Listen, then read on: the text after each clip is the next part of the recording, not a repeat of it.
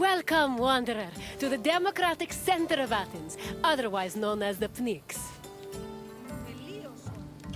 The battles fought here may be more intellectual than bloody, but they are no less spectacular. These outcomes will affect an entire city in a different way. The Pnyx was the meeting place of the Athenian assembly and the physical embodiment of democracy at work. This tour will give you insight into how citizens made decisions and kept the city running. We can talk more when you have finished the tour. See you soon, wanderer.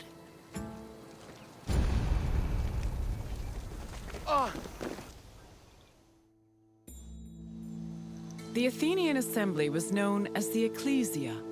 It met at the Pnyx 40 times a year to discuss various civic matters, and each session usually lasted a few hours. The word Pnyx is believed to mean something close to packed together.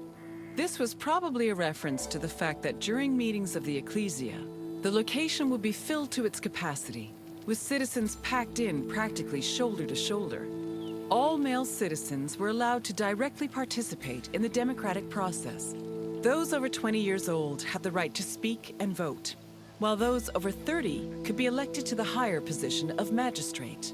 In total, there were approximately 30,000 citizens in Athens in the classical period. To draft and adopt decrees, 6,000 of them had to attend the meeting.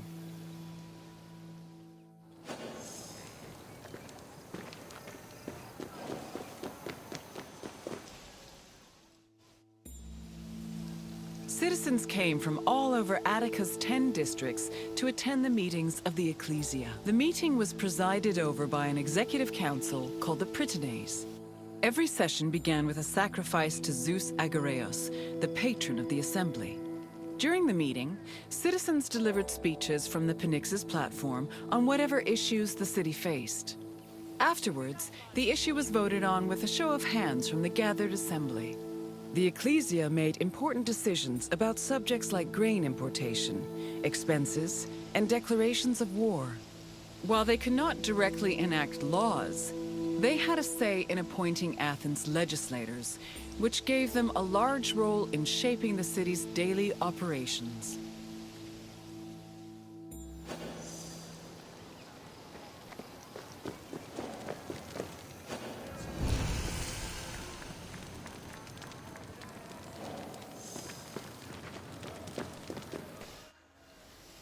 While some citizens only participated in the sessions of the Ecclesia, others could become more involved in democracy as magistrates.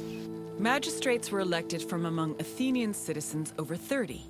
They were often successful orators and charismatic politicians, and they held much more sway over important decisions than the average citizen.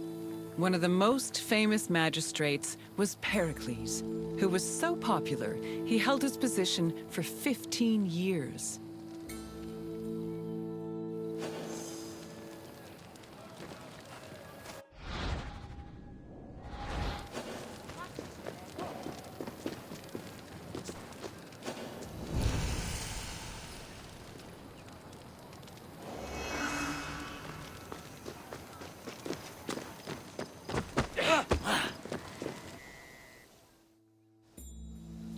In theory, every Athenian citizen over the age of 20 had the right to participate in the assembly. However, some of them lived far from the city, and others could not financially afford to miss a day of work to attend meetings.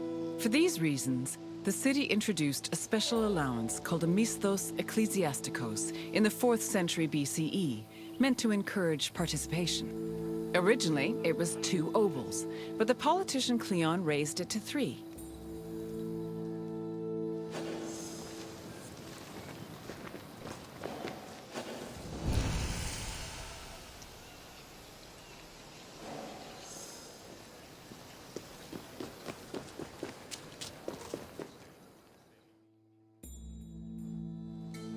Athens introduced several innovations that heavily influenced modern society, including theater, architecture, and philosophy. However, their greatest contribution was their democratic government, which introduced the concept of a city ruled by its citizens. The decision to adopt democracy as a government, a choice made in 508 BCE, shaped civilization as we know it, and continues to affect us today.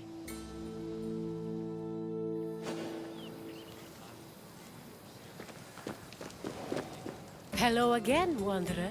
I trust you appreciated learning about the inner workings of the city. Is there anything else you'd like to do? Very well. Farewell, Wanderer.